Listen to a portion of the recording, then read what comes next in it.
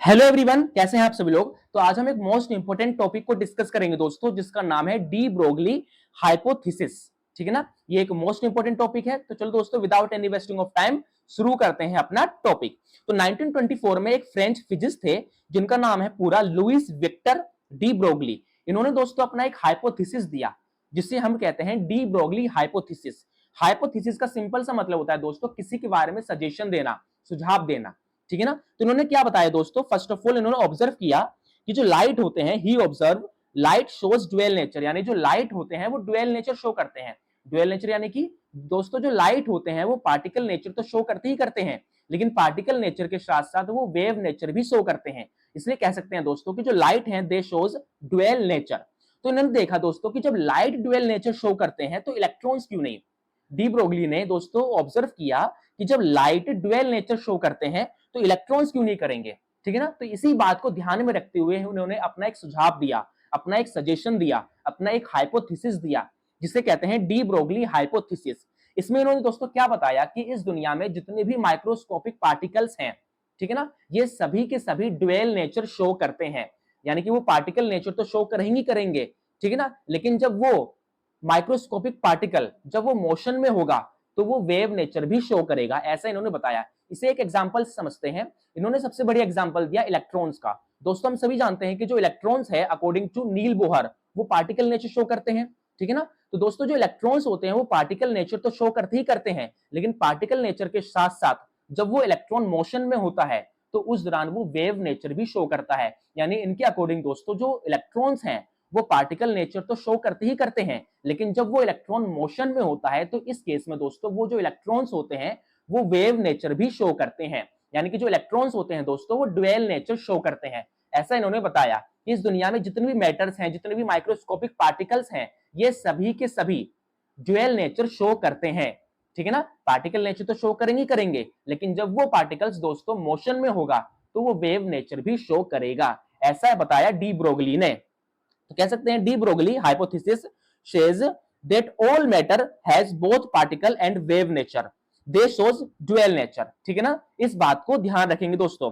दोस्तों जैसा इन्होंने बताया कि जो इलेक्ट्रॉन्स होते हैं वो ड्यूअल नेचर शो करते हैं, ये बताने के लिए इन्होंने कोई भी एक्सपेरिमेंट प्रूव नहीं किया। मतलब इन्होंने इसके लिए कोई भी एक्सपेरिमेंट नहीं किया।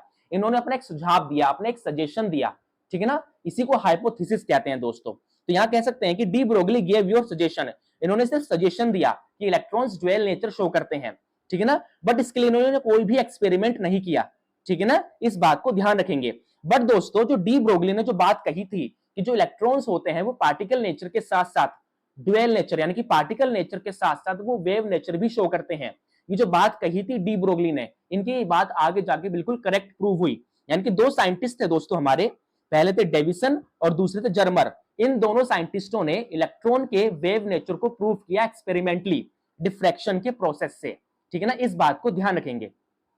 तो दोस्तों चलो अब हम पढ़ लेते हैं डी ब्रोगली हाइपोथेसिस के इक्वेशन।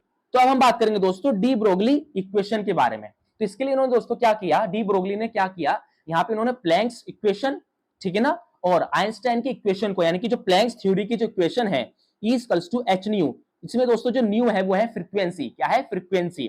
ठीक है ना। और जो आइंस्टाइन की जो इक्वेशन है E equals to mc square, इन दोनों इक्वेशन को इन्होंने इक्वेट किया। क्या किया, इक्वेट किया, यानी कि mc square equals to H nu. ठीक है ना। जहां पे दोस्तों c है स्पीड ऑफ लाइट, दोस्तों h जो है वो है प्लैंक कांस्टेंट, और जो न्यू है दोस्तों वो है फ्रीक्वेंसी, क्या, फ्रीक्वेंसी। फिर इसके बाद दोस्तों उन्होंने क्या किया कि जो फ्रीक्वेंसी होती है उसका ये होता है दोस्तों speed of light upon lambda यानी वेवलेंथ। c यानी कि स्पीड ऑफ लाइट और लैम्डा यानी कि वेवलेंथ। ठीक है ना। तो फ्रीक्वेंसी इसके बराबर होती है, न्यू इसके बराबर होता है। तो इसके लिए इन्होंने क्या किया, न्यू की जगह इन्होंने c अपॉन लैम्डा यहां पे पुट कर दिया। ठीक है ना। तो इक्वेशन बन गई mc square equals to h into c upon lambda. ठीक है ना। तो देख सकते हैं दोस्तों यहाँ पे क्या हुआ, फिर एक c से एक c कट गया, तो क्या बचा दोस्तों यहाँ पे, ये देख सकते हैं mc equals to h upon lambda, जहां पे h है प्लैंक कांस्टेंट और लैम्डा है दोस्तों वेव लेंथ। ठीक है ना। फिर दोस्तों लैम्डा को इधर ले आएंगे और mc नीचे आ जाएगा, तो दोस्तों इक्वेशन बन जाएगी हमारी यहाँ पे lambda equals to h upon mc, और यही है दोस्तों डी ब्रोगली इक्वेशन, जहां पे h है दोस्तों आपका प्लैंक कांस्टेंट, m है मास और c है स्पीड ऑफ लाइट। दोस्तों हम सभी जानते हैं मोमेंटम क्या होता है, हमारा मोमेंटम होता है मास इंटू वेलोसिटी। तो क्या हम यहाँ पे m इंटू सी यानी कि मास एंड स्पीड की जगह क्या हम p लिख सकते हैं।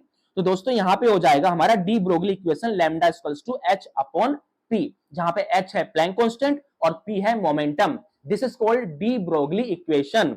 और दोस्तों h है प्लैंक कांस्टेंट जिसकी वैल्यू होती है 6.6 इंटू 10 टू की पावर माइनस 34 जूल सेकेंड। तो दोस्तों ये है आपका डी ब्रोगली हाइपोथेसिस, जो सिंपल सा ये बताता है कि इस दुनिया में जितने भी माइक्रोस्कोपिक पार्टिकल्स हैं ये सभी के सभी ड्यूअल नेचर शो करते हैं।